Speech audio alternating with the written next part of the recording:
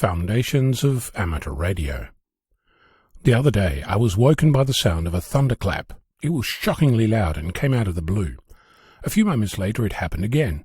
I exploded out of bed, rushed to the shack, disconnected the beacon power and switched the antenna coax to safe.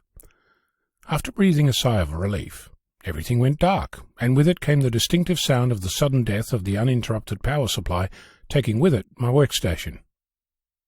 With nothing else left to do, I reported the outage to the power company, went back to bed, pulled the covers over my head, snuggled in, and surprisingly slept pretty well, despite the barrage of water hitting my QTH. The next morning, the power was back on, and I discovered that one of the residual current devices, the one that powered most, if not all the wall sockets, had tripped. I reset it, and much to my surprise, most of my QTH came back to life. I say most because after breakfast I had a moment to switch on my radios and see what, if any, damage there was. I could hear and trigger the local repeater, but HF was strangely dead. I could hear the coax switches turning on and off, but the SWR on the antenna was high, and it didn't appear that the antenna coupler was doing anything. It's powered remotely using a device called a bias T.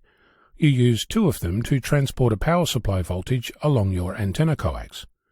In my case, I inject 12 volts in my shack and extract the 12 volts at the other end near the antenna, where it powers the antenna coupler.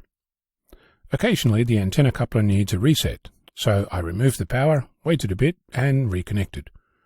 Still no response from the coupler, so I disconnected the power and left it for another time.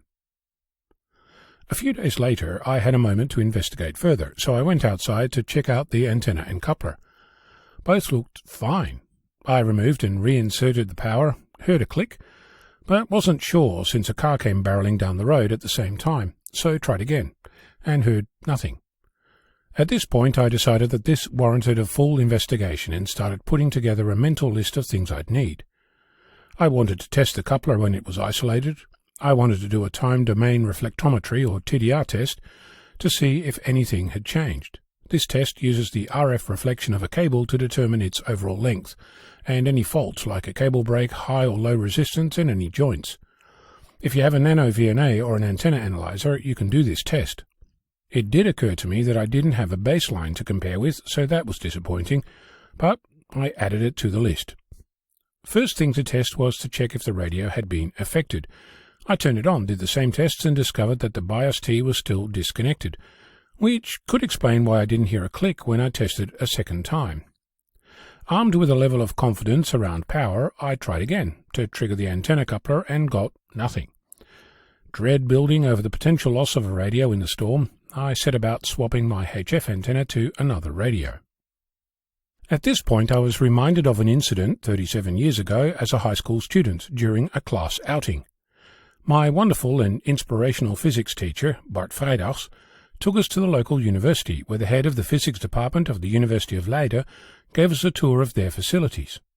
He took us into a student lab full of oscilloscopes and tone generators and set up a demonstration to show us how you could generate Lissajous figures.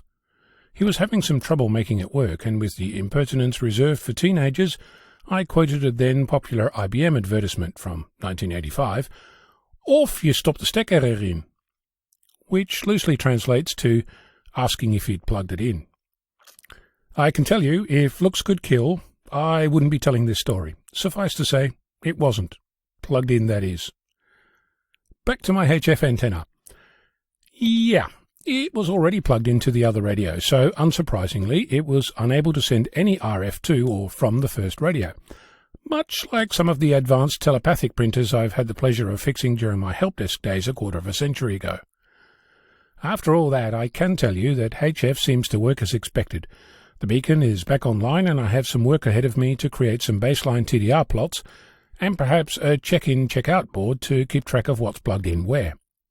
That and looking for another UPS, since keeping the computer it's connected to up and running, at least long enough to properly shut down, would be good. What other lessons can you take away from lightning hitting nearby? I'm Onno, Victor Kilo 6, Foxtrot Lima, Alpha Bravo.